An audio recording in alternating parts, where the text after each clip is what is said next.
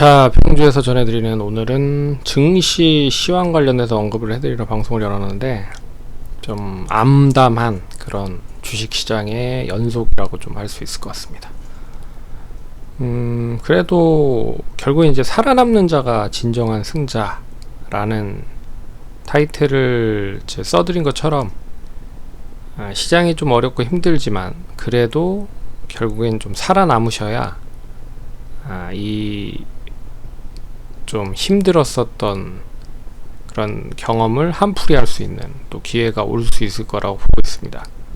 그래서 오늘은 다음 주 주식시장과 그리고 시장이 전반적으로 좀 좋아지기 위한 어떠한 수순들이 좀 이어져야 되는지를 간략하게 이야기를 해드리는 시간을 가져보도록 하겠습니다.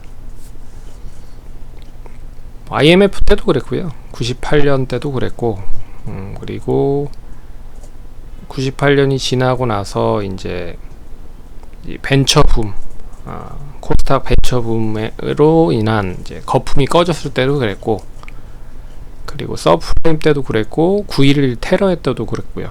그리고 일본 쓰나미 때도 그랬고, 그 시기가 문제인 거지. 결국에는 이제 되돌아는 올 거라고 생각을 하고 있습니다. 근데 그 되돌아올 수 있는 시간이 이제 얼마만큼 빠르게 좀 회복이 되는지가 관건인 거죠.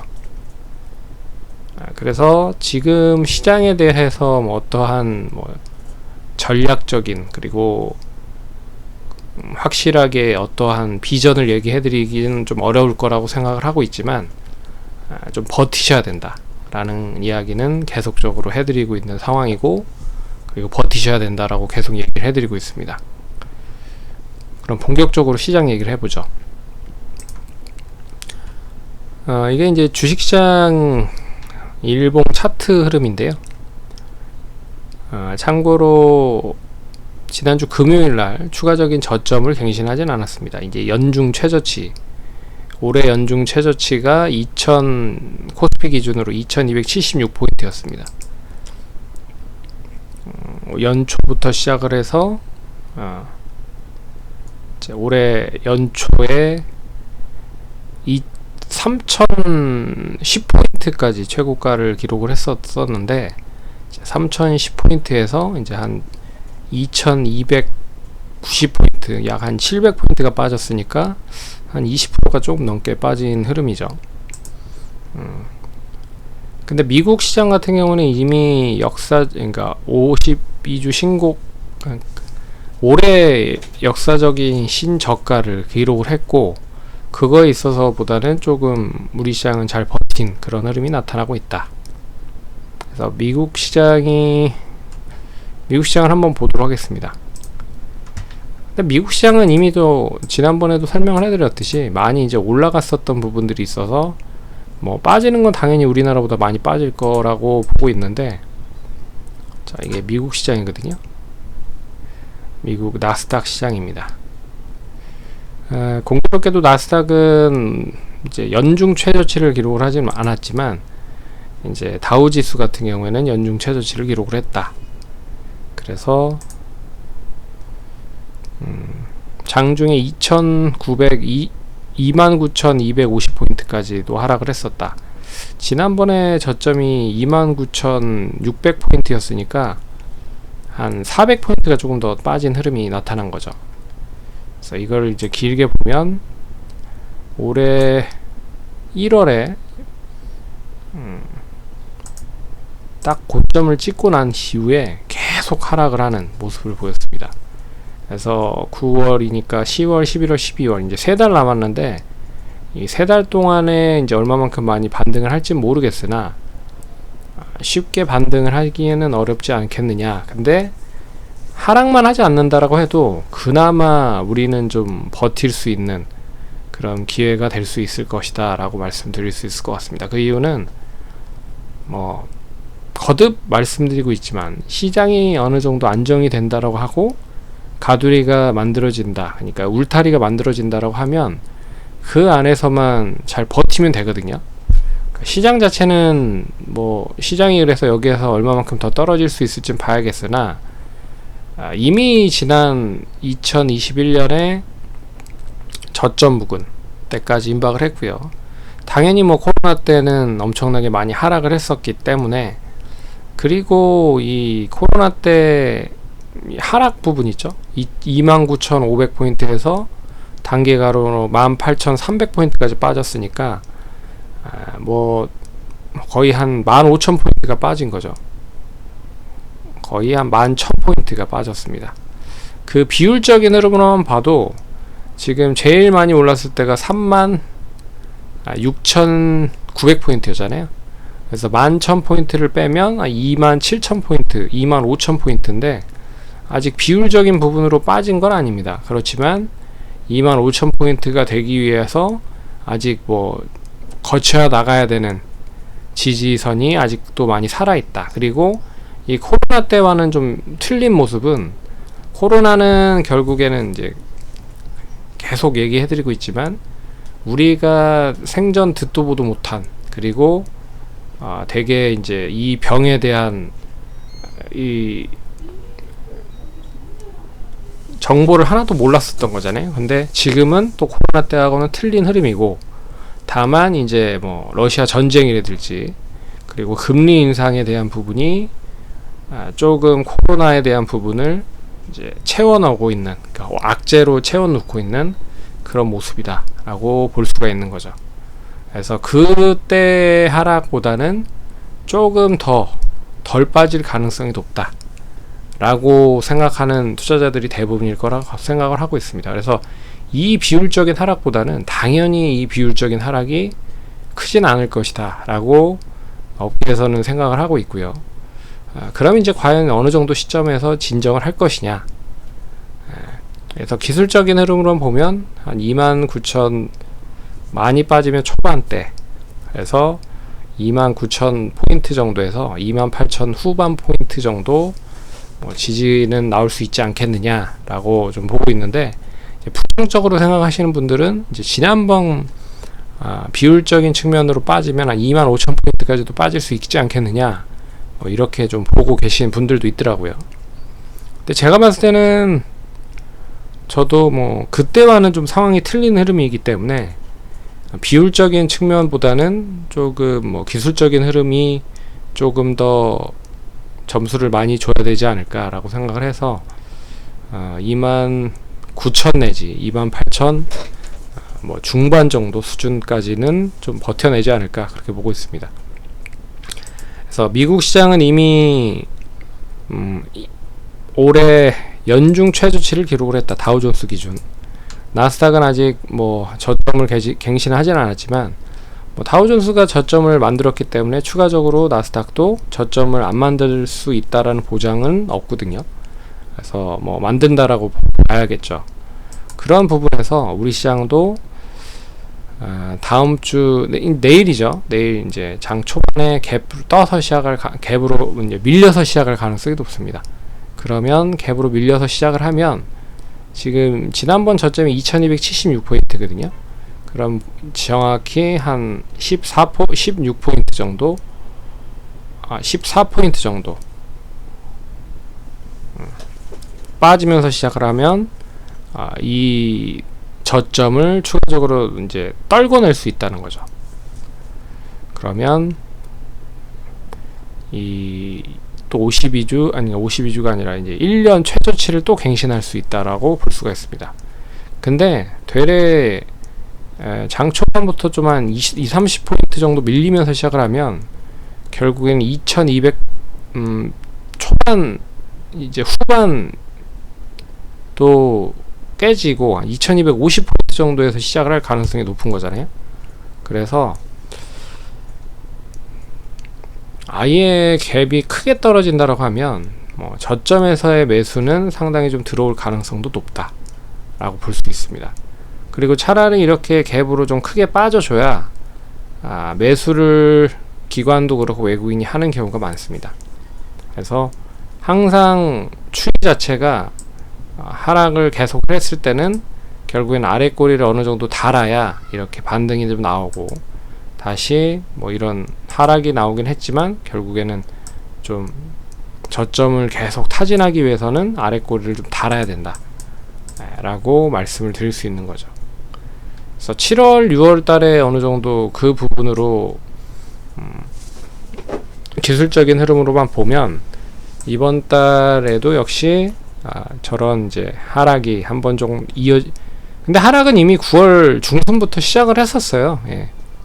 추석이 끝나고 나서부터 계속 좀 미끄러지고 있는 상황이었기 때문에 이미 뭐 6월 달에 하락의 초입이다 라고 이야기하기에는 조금 더 지켜봐야 될 것 같고, 그리고 만약에 이 갭으로 떨어진 다음에 추가적인 하락이 계속 이어진다 라고 하면 이제 과연 어느 정도 시점까지 이어질 수 있을 것이냐.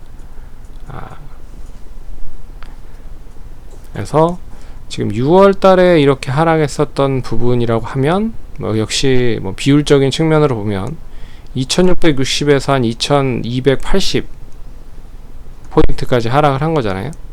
그러면 한 400포인트 정도, 2540이니까 뭐 2140 정도 선까지도 빠질 수 있다 라고 이제 기술적으로 보고 있는 투자자들도 많지만, 그래도 이렇게 라운드 피겨로 딱딱 떨어지는 선에 지지를 많이 받는 경우가 많습니다.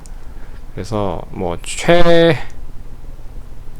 최대는 한 2200포인트, 장중에 찍고 올라가는 정도, 한 2250에서 뭐 이 정도 선까지는 좀 지지를 해줄 수 있지 않겠느냐 라고 보고 있는 거죠. 근데 최근에 이렇게 또 빠진 이유를 좀 간단하게 얘기를 해드리자면, 이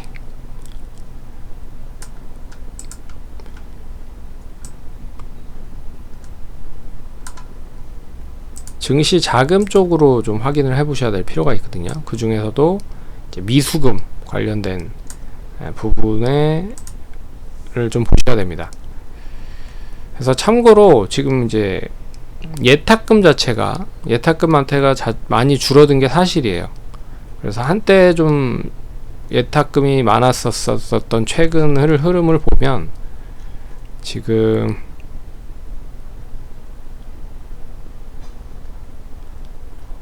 참고로 9월 22일은 51조를 기록을 했거든요, 예탁금이. 근데 최근엔 좀 많았을 때는 56조까지도 갔었기 때문에 8월 17일날 56조까지 갔습니다. 근데 9월 25일 현재 한 달 반 지났는데 5조 이상이 빠졌다라는 것은 좀 의미를 해보셔야 될 필요가 있고, 그런데도 불구하고 최근 9월 지난주를 보시면 위탁매매 미수금 대비 실제 반대매매 금액이 나옵니다. 근데 반대매매 금액을 보시면 200억 이상 찍힌 날이 벌써 9월 21일 이틀간 역시 나왔다라는 거죠. 그러니까 아직까지도 미수금 자체도 그렇고 반대매매에 대한 물량도 계속 이어지고 있는 상황이다 라고 보시면 될 것 같습니다. 그러니까 시장이 9월 달에 좀 나름 그러니까 8월 초부터 괜찮았죠. 그래서 이거를 좀 보시면 이미 뭐 위탁매매에 대한 부분은 어느 정도 다 빠졌다라고 보고 있고요. 그렇지만 많이 이제 위탁매매가 미수금이 반대매매로 실현이 됐던 시점을 보면 이제 9%에서 10% 정도가 좀 많았다라고 좀 보고 있거든요. 그래서 이 시점들을 보시면 어느 정도 좀 해답이 될 수 있지 않을까 보고 있습니다. 그래서 하락을 했었던 시점, 반대매매가 많이 나갔던 시점을 보면 6월 22일, 6월 24일, 그리고 6월 29일, 그리고 7월 4일, 7월 5일, 뭐 이때 한번 추이를 한번 볼게요. 그러면 6월 22일이면 지금 이제 이때고요. 이때 수요일, 이때 장중에 2.7%까지 하락을 했습니다. 뭐 당연히 많이 하락을 했으니까 반대매매가 많이 나왔겠죠. 그리고 6월 24일 이때 12%, 280억 정도, 그리고 27일도 많이 나왔네요. 27일도 약 한 200억 정도 수준으로 나왔고요. 그리고 6월 29일 6월 29일이면 이때네요. 이때 6월 29일 날 역시 200억 정도, 그리고 7월 4일 날 7월 4일이 거의 장중 저점을 찍었었던 해입니다. 최근 들어서 이제 그때 당시에 7월달, 6월달 말에서 7월달 초에 가장 많이 이제 반대 매매, 위탁 매매 미수금과 반대 매매 금액이 나왔었던 시점, 그리고 반대 매매 비중이 높았었던 시점, 그래서 한 190억 정도, 이제 9.6%. 그리고 7월 5일에 역시 9.7%로 220억. 그러니까 이때 주로 많이 나온 부분이에요. 10% 언저리 매매 비중과 더불어서 매매 금액 자체 200억 넘는 금액을 보시는 시점이 많이 하락을 했었던 시점이라는 거죠. 그리고 나서 이제 8월, 7월 중순부터 해서 시장이 다시 올라갔잖아요. 올라가면서 다시 이제 위탁 매매 미수금 자체가 이제 조금씩 올라갑니다. 한 1,800억, 1,900억대 미수금이 2,100억까지 올라갔죠. 최근에는 2,300억까지, 2,270억까지 올라갑니다. 9월 20일. 그래서 이 추이 자체가 이제 계속 이제 이때까지 줄어들었다가 이제 이때 많이 이제 반대 매매가 나오면서 줄어들었다가 다시 좀 늘고 있는 상황이었다. 그런 가운데서 이제 최근에 이제 이렇게 떨어지다 보니 결국에 9월 20일 날, 9월 20일이 이때죠. 20일 날 11%, 220억이 나왔고, 그 다음 날 21일 날 200억. 그러니까 반대 매매 금액 자체가. 그리고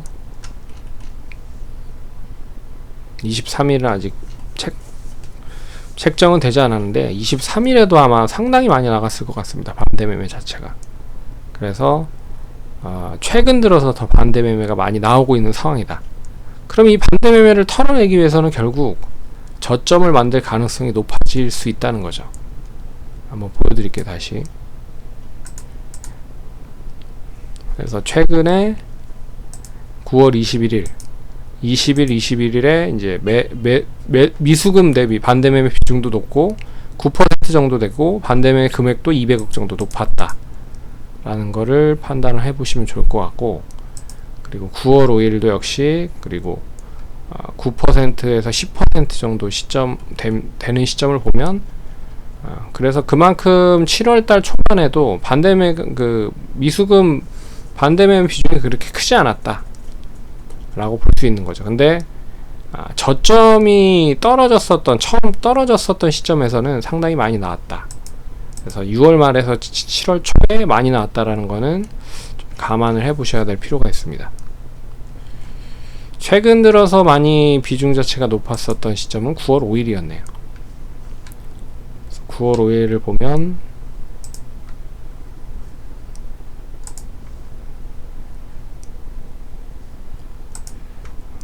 (9월 5일이) 이때네요.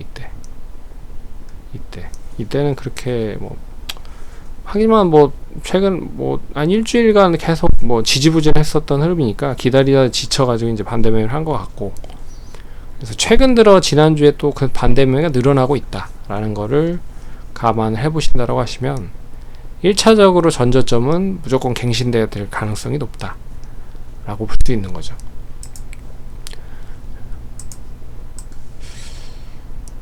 그럼 이제 저점이 갱신되고 나서 어떻게 움직일 거냐라고 얘기를 해드린다라고 하면, 이제 저점 갱신하고 나서 이제 어떻게 움직일지를 한 3가지 방향으로 생각을 해보시면 좋을 것 같습니다. 첫 번째 뭐냐면 미증시가 하락을 하면서 추가적인 저점을 만드는 거죠. 그러면 그러니까 최근에 이제 떨어졌었던 구간대 6월 초에서 6월 말까지 떨어졌었던 이 시점과, 그리고 올해 1월에 떨어졌었던 이 시점, 그러니까 계속 1월달 한 달 동안 계속 빠졌고 6월달 한 달 동안 빠졌잖아요. 지금 그리고 8월달 중순부터 시작을 해서 9월달 중순까지 빠지고 있는 상황입니다. 한 달 동안 계속 빠지고 있는 상황이죠. 근데 저점을 만들고 추가적인 저점 매수가 유지가 안 되면 이제 또 빠질 가능성이 있다는 거죠. 그래서 첫 번째는 빠진다라고 생각을 하면 가격적으로 봤을 때는 2200 초반대까지도 하락을 할 수가 있을 것 같고, 조금 더 빠진다 라고 하면 2100 후반대까지도 염두를 해 두셔야 될 필요가 있다라고 볼 수가 있습니다. 이게 첫 번째고, 두 번째는 최근 한 달 동안 빠졌기 때문에 다시 옆으로 횡보를 할 가능성이 높다라고 보는 투자자들이 많다라고 하면, 이제 다음 주 월요일 날 만들어지는 주봉이 이제 음봉으로 시작하겠지만, 이제 저점 매수가 들어오면서 아래 꼬리를 달린 뭐 이런 양봉이라든지 음봉이 나오면 뭐 나이스한 흐름이 나올 수도 있습니다. 그래서 뭐 이 2276을 기준으로 해서 이제 거의 하방 경직을 만들 가능성이 높은 거. 그래서 추가적인 하락은 하지 않겠지만, 그렇다라고 해서 상승도 하지 않는 그런 모습이 나올 수 있고요. 마지막으로는 이제 급반등인데, 급반등은 어떠한 이제 긍정적인 뉴스가 나오지 않고서는 쉽지 않을 것 같다. 그러면 긍정적인 뉴스가 뭐가 있을까요? 러시아 전쟁이 종료가 된다거나, 그리고 뭐 미국과 중국이 지금 무역 협상에 대한 부분이 좀 단도리가 덜 쳐진 상황이잖아요. 근데 그 부분이 단도리가 된다라고 한 부분. 그래서 이 금리를 인하시킬 수 있는 조건이 조금이라도 나오면 좀 긍정적일 수 있을 것 같고, 제일 빨리 달성이 될 수 있는 부분은 이제 코로나 종식 관련된 이야기겠죠. 그래서 종식 관련된 얘기를 아예 그냥 공식적으로 하든지 뭐 이런 얘기들이 있으면 단발적으로 상승을 할 겁니다. 근데 그 상승이 얼마만큼 이제 전개되는지가 관건일 것 같고, 그리고 이 분위기 자체를 이제 역전을 해야 될 필요가 있는 거잖아요. 그리고 조만간에 또 그래서 시장은 뭐 좋지는 않겠으나, 그렇다라고 해서 너무 좀 비관적으로 생각을 하지 마셔라 라는 거를 말씀드리겠습니다. 왜 그러냐면 지금 모든 투자자들이 다 이제 안 된다, 뭐 안 좋다, 뭐 망한다, 뭐 급락이다, 뭐 시장 패닉이다, 뭐 이렇게 얘기를 하잖아요. 근데 그런 경우 치고 한 번도 시장이 급락을 한 적을 보지를 못했습니다. 그리고 예측을 한 데서 예측대로 움직인 경우는 거의 없다라고 생각을 하고 있어서, 모두가 다 그렇게 얘기를 한다라는 것 자체는 반대로 한번 생각을 해볼 필요도 있다라고 말씀을 해드릴 수 있을 것 같습니다. 뭐 안 좋은 건 맞죠. 누가 안 좋은 거 다 모릅니까? 다 알지. 그렇기 때문에 어떻게 보면 그게 더 힌트가 될 수도 있다라고 생각을 할 수 있는 거라고 저는 보고 있어서, 그렇게 생각을 좀 해보시는 것도 좋지 않을까.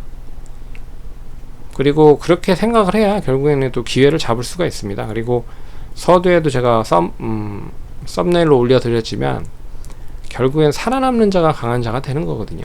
시장이 어떻든 버티는 그 경험을 가지셨던 분과 버티시지 못했었던 경험을 가지신 분들이 있다고 하면 누가 더 경험을 많이 했겠습니까? 그리고 살아남을 수 있는 능력, 경험치가 누가 있겠습니까? 라고 보면 분명 이제 전자에 대한 분들이 더 강하게 끝까지 살아남을 수 있거든요.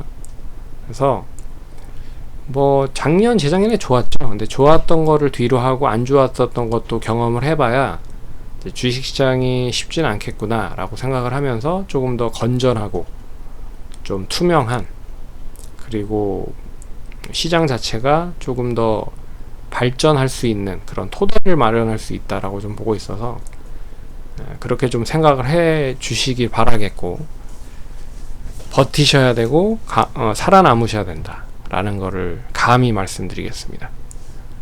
뭐 쉽진 않아요. 시장 자체가 쉽지 않고, 하지만 이 또한도 지나가는 겁니다. 지나가는 거니까 결국에는 잘 버티시기 바라겠고, 정말 버티기 힘들다라고 생각을 하시면 그냥 계좌를 안 보시는 것도 하나의 방법이라고 생각을 하고 있습니다. 뭐 좋은 회사에 투자했다라고 생각을 하시면 그냥 계좌는 보지 마시고 그냥 업무에 충실하시는 게 제일 스트레스 안 받고 좋은 투자 방법이 되고 있다. 그리고 차라리 뭐 상여금 같은 거 나오면 그냥 계속 사는 거예요. 적립식으로 계속 사는 것도 하나의 방법이다. 근데 그렇게 못 하시죠. 이 계좌에 마이너스가 찍히는 걸 보는 순간에 그렇게 못 합니다. 그리고 멘탈이 나가죠. 그리고 이 주변 사람들의 말에 휘둘리게 되어 있습니다. 예, 그렇기 때문에 중심을 잘 잡으시고, 예, 정신을 좀 바짝 차리셔서 어떻게 하는 게 제일 좋은 것인지를 곰곰이 한번 생각해 보시기 바라겠습니다. 그리고 지금 시점에서는 제가 봤을 때 계속 얘기해 드리지만 거의 뭐 떨이로 판다라고 생각을 하고 있기도 하거든요. 지금 뭐 PBR도 1배가, 그러니까 코스피 기준으로 봤을 때 PBR도 1배가 안 되고, 그리고 PER 자체도 제가 알기로는 10배가 안 되는 걸로 알고 있습니다. 그러면 상당히 좀 저렴해진 상황이에요. 근데 뭐 외국인이나 뭐 기관이 안 사서 그렇지. 예. 그러니까 이성적으로 판단을 해봐도 지금은 저렴하다. 단지 기다림의 문제고, 그 기다림을 기다릴 수 있는지에 대한 부분으로 가져가시는 투자자들이 과연 몇 명이나 있는지, 그게 관건인 거다. 근데 이게 이제 바로 상승으로 전환되진 않겠지만, 상승으로 전환되면 뭐 시총 작은 종목들, 특히나 그동안에 많이 억눌려 있었던 종목들이 많이 올라가는 데 있어서는 정말 무섭게 올라가는 경우도 많이 봤거든요. 예, 그래서 현재 뭐 마이너스 50%, 60%, 70%, 80%, 90%다. 뭐 이런 뭐 마이너스 90% 이렇게 가신 분들은 좀 더 힘들겠지만, 그래도 뭐 30%, 40%, 뭐 50% 정도 되신 분들은 그래도 희망을 잃지 마시고 끝까지 한번 버텨보시기 바라겠습니다. 회사를 좀 믿으시고 그러셔야 이제 이 힘든 시장 좀 벗어나실 수 있을 것 같거든요. 그러니까 결국에는 이 멘탈 싸움이에요. 멘탈 싸움. 잘 대응하셔서 성공 투자하시기 바라겠습니다. 감사합니다.